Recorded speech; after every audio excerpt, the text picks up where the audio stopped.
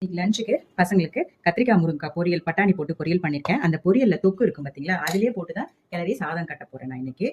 அந்த கிளறின சாதம் வந்து பசங்களுக்கு பிடிக்கும். அந்த கிளறும் போது ஒரே ஒரு ஸ்பூன் நெய் போட்டு கிளறணும்னா நல்ல சாதம் வந்து மணமா இருக்கும். இப்போ கிளறேன் பாருங்க. நல்லா கிளறிட்டு கத்திரிக்காய் முருங்கக்காய் பொரியல் அந்த பட்டாணி அந்த தொக்குலேயே அந்த கடாய் சாதம் கிளறும் போது சாப்பிட்றதுக்கு நல்லா இருக்கும்.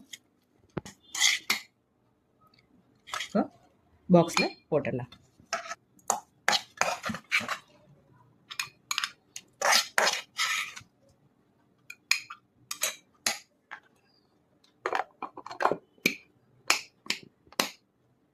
அதே கத்திரிக்காய் முருங்கை பொரியலை பசங்களுக்கு சாப்பிட்றதுக்கு இன்னொரு பாக்ஸில் தொட்டுக்கிறதுக்கு பேக் பண்ணிடலாம்.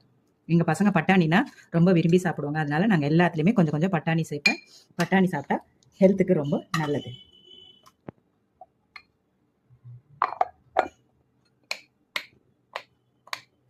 Lunch ready. சாதம் பொரியல் லஞ்ச் ரெடி.